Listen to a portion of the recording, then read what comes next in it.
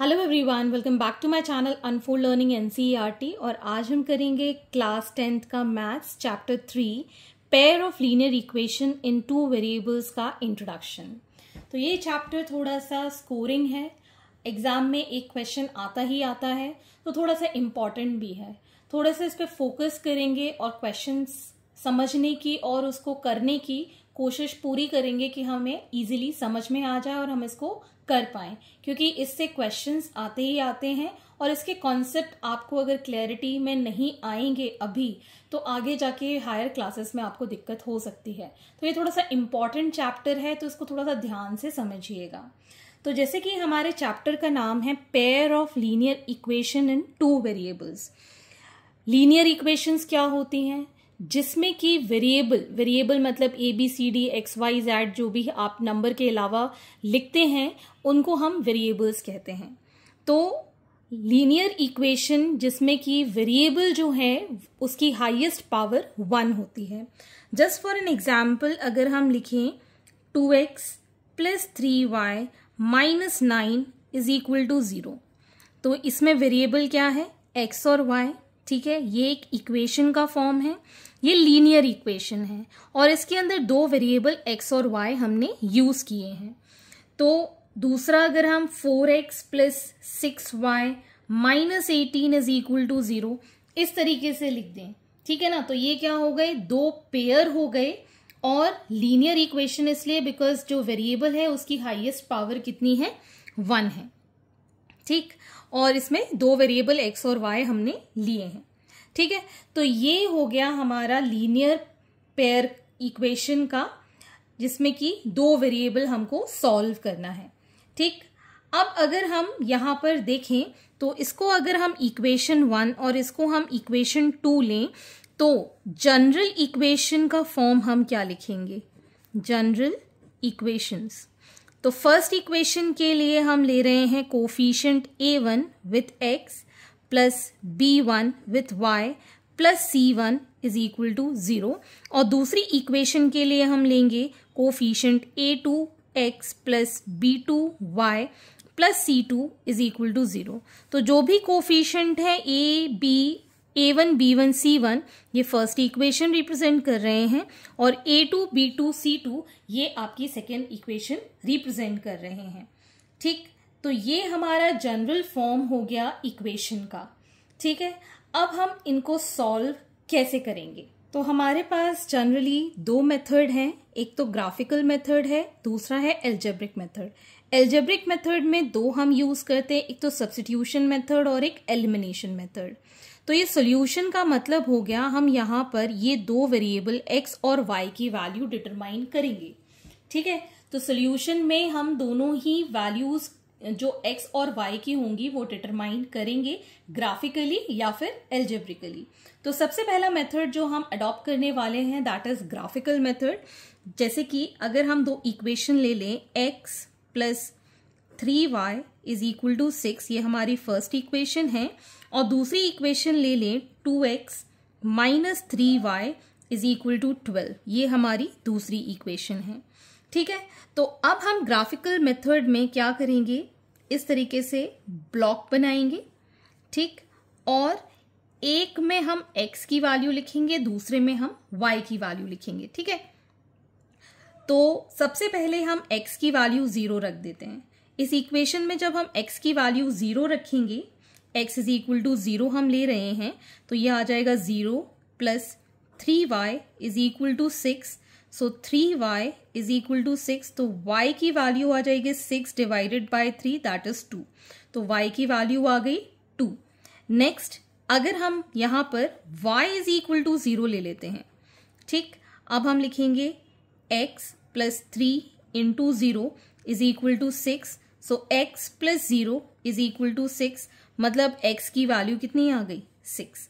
ठीक, तो ये हमारे पास जो कोऑर्डिनेट्स आए हैं x और y के, वो हम कैसे लिखेंगे? पहले हम x कोऑर्डिनेट लिखेंगे, फिर y कोऑर्डिनेट लिखेंगे 0 और 2, और दूसरा क्या आया है?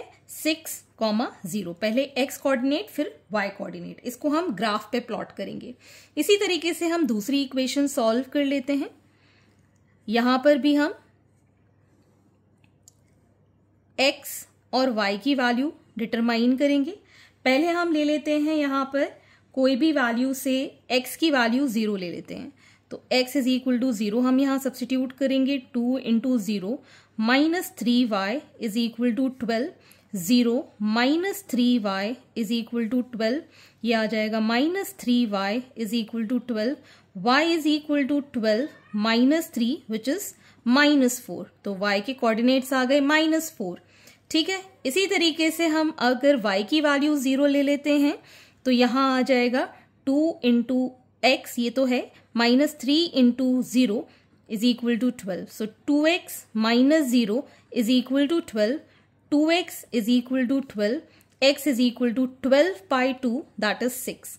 ठीक है, तो यहां पर आ गई इसकी वैल्यू 6। तो कोऑर्डिनेट्स क्या हो गए इसके 0, -4 एंड 6, 0। ठीक है, तो ये हमने पॉइंट्स डिटरमाइन कर लिए हैं। कोई भी लाइन ड्रॉ करने के लिए एटलीस्ट 2 पॉइंट्स आपको जरूरी होता है डिटरमाइन करना। तो अब हम यहाँ पर ग्राफ प्लॉट करेंगे। तो यहाँ पर मैंने एक रफ ग्राफ प्लॉट किया है। ये आपके कोऑर्डिनेट्स हैं 0, 1, 2, 3 पॉजिटिव साइड x एक्सिस के, ये x डैश है नेगेटिव x एक्सिस का, ये है positive y axis and y dash is negative y axis. ठीक है, this is x axis and this is y axis. तो पहला कोऑर्डिनेट है 0, 2, तो 0 x एक्सिस पे, 2 y एक्सिस पे, यहां कहीं आएगा। This is 0, 2। नेक्स्ट इज 6, 0, तो 6 x एक्सिस पे और y एक्सिस पे 0, तो ये आ गया हमारे पास 6, 0। तो ये दोनों कोऑर्डिनेट हमने यहाँ पर मार्क कर दिए हैं और इसको अब हम ज्वाइन कर देंगे।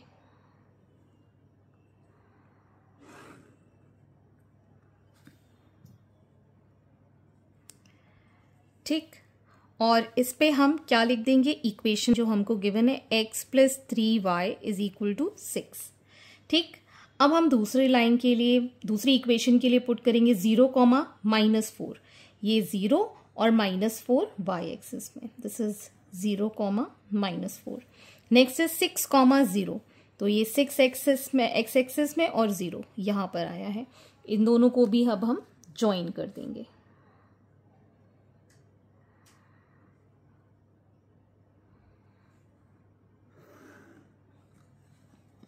ठीक, तो ये हमारी सेकेंड इक्वेशन यहां पर हम लिख देंगे। This is for 2x minus 3y is equal to 12।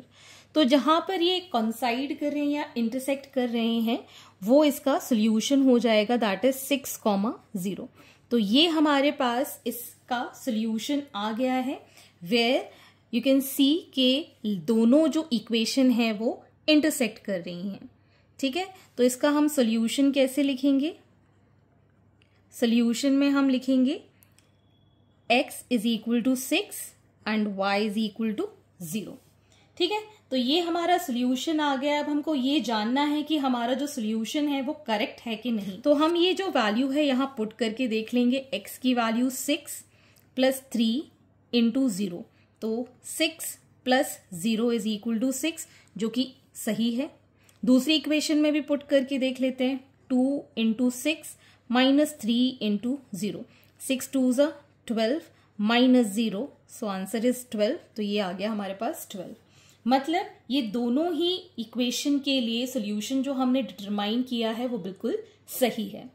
ठीक, next is a type of solution on graph. तो जब हम ग्राफ प्लॉट करते हैं तो हमारे पास 3 तरीके के सोल्यूशंस आते हैं।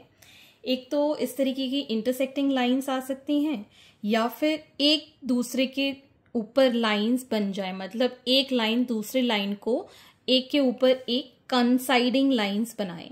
ठीक है, कोइंसिडेंट भी बोलते हैं इसको। ठीक, और दूसरा जो है दैट इज पैरेलल, कि लाइन एक दूसरे के साथ पैरेलली जाए। तो इन केस के अंदर यहां पर भी हम जनरल इक्वेशन यही लेंगे, a1x plus b1y plus c1 is equal to 0 and a2x plus b2y plus c2 is equal to 0। तो अगर हम ये इक्वेशन बिना प्लॉट किए, ग्राफ के बिना अगर हमको निकालना है, तो हम सीधे सीधे इनके जो ये कोफिशिएंट्स हैं इनके रेशोज डिटरमाइन करके बता सकते हैं। अगर a1 अपॉन a2 इक्वल नहीं आता है b1 अपॉन b2 के, तो लाइन कैसे बनेगी, इंटरसेक्टिंग बनेगी और इनका कहीं ना कहीं एक सोल्यूशन होगा, मतलब जिस पॉइंट पर ये कोइंसाइड करेंगी वही इसका सोल्यूशन होगा जो कि यूनिक होगा, बस एक होगा तो यूनिक होगा, ठीक है। और साथ में consistent pair of linear equation ये बनाएगा। दूसरा केस है अगर इनका रेशो तीनों का a1/a2 is equal to b1/b2 is equal to c1/c2, तो लाइन क्या करेंगी, कोइंसिडेंट लाइंस बनेंगी, मतलब एक लाइन के ऊपर दूसरी लाइन बन जाएगी और इसमें बहुत सारे इनफाइनाइट सॉल्यूशंस हमको मिलेंगे और ये भी consistent pair of linear equation बनेगा। तीसरा केस जो है जिसमें कि a1/a2 इक्वल टू b1/b2 तो है लेकिन नॉट इक्वल टू c1/c2 है, तब हमको पैरेलल लाइंस मिलेंगी। इसका कोई भी सॉल्यूशन नहीं होगा बिकॉज कोई भी लाइन, ये दो पैरेलल लाइन कहीं पर भी मिलेंगी नहीं, तो इनका कोई भी सॉल्यूशन नहीं होगा और इसी को हम कहेंगे inconsistent pair of linear equation, ठीक है। तो जैसे हम क्वेश्चंस करेंगे तो आपको और क्लैरिटी आ जाएगी। सिर्फ आपको ये रेशियोज निकाल कर आप बता सकते हैं कि आपकी जो सॉल्यूशन है वो किस तरीके का निकलेगा, whether it is intersecting line, coincident line और दी पैरेलल लाइंस, ठीक। और कंसिस्टेंट पेयर के लिए सॉल्यूशन होना जरूरी है। अगर कोई सॉल्यूशन नहीं है, पैरेलल लाइंस है, तो inconsistent pair of linear equation हम इसको कह देंगे, ठीक है। Moving on to the next topic, अब हम करेंगे सब्स्टिट्यूशन मेथड। सब्स्टिट्यूशन मेथड में हम फिर से दो इक्वेशन एग्जाम्पल के तौर पर ले लेते हैं। 7x minus 15y is equal to 2, इसको हम फर्स्ट इक्वेशन मान लेते हैं, और x plus 2y is equal to 3 ये हमारी सेकेंड इक्वेशन हम अज्यूम कर लेते हैं। अब सब्स्टिट्यूशन में हम क्या करेंगे, जो भी इक्वेशन में सिंगल जो वेरिएबल बचा है जिसके साथ कोफिशिएंट नहीं है तो उसको हम कंसिडर पहले करेंगे, और अगर कोफिशिएंट होता भी है तो वो डिवीजन में चला जाता है, ठीक है ना। तो अभी तो हम समझ रहे हैं, फिर एक्सरसाइज में थोड़े से डिटेल क्वेश्चन करेंगे तो और अच्छे से आपको ये समझ में आ जाएगा। तो हम क्या करेंगे, यहां से सेकेंड वाली इक्वेशन से x की वैल्यू डिटरमाइन कर लेंगे। तो यहां पर x को हम लिख पाएंगे 3 माइनस 2y, यहां पर प्लस था, इक्वल टू को इस साइड गया तो माइनस 2y हो गया, ठीक है। अब हम क्या करेंगे, ये जो वैल्यू है हम फर्स्ट इक्वेशन में पुट करेंगे। जिस इक्वेशन से हम वैल्यू निकालते हैं उस इक्वेशन के अलावा जो दूसरी इक्वेशन होती है उसमें इसकी वैल्यू पुट कर देंगे। अब हम यहां लिखेंगे substitute the value of x in equation 1, ठीक है। अब हम ये 7, x की वैल्यू है 3 minus 2y minus 15y is equal to 2, इसमें वैल्यू पुट की। इसको 7 3 21 minus 7 2 14y minus 15y is equal to 2, इसको इस साइड ले जाएंगे, इसको ऐड कर देंगे, माइनस 29y, इसको इस साइड ले गए, so 2 minus 21 will become minus 19, so y is equal to minus 19 by minus 29, minus से माइनस कैंसिल, तो हमारे पास सोल्यूशन आ गया, that is y is equal to 19 by 29, ठीक है। अब इस वैल्यू को हम ये जो x की वैल्यू है इसमें पुट कर देंगे, ठीक है। अब हम लिखेंगे सब्स्टिट्यूट या substituting this value of y in x, तो यहां पर आ जाएगा x is equal to 3 minus 2 into 19 by 29, ठीक है। तो यह आ जाएगा 3 माइनस, यहां पर आ जाएगा 19 2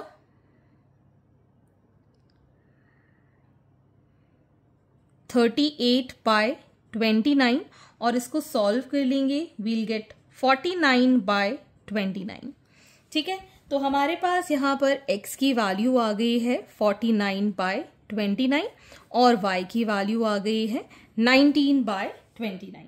तो इस तरीके से आपको ये सॉल्यूशन फाइंड करना है bye substitution method.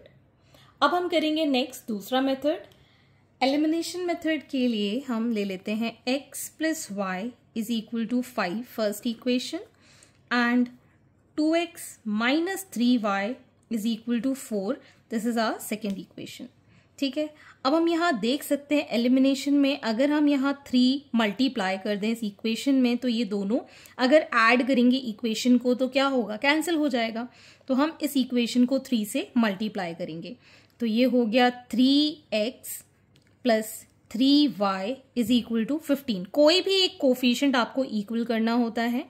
2x minus 3y is equal to 4, इसको हमने 1 से मल्टीप्लाई किया है, ठीक है। अब इसको एक के नीचे एक रखा तो ये कैंसिल आउट हो गया।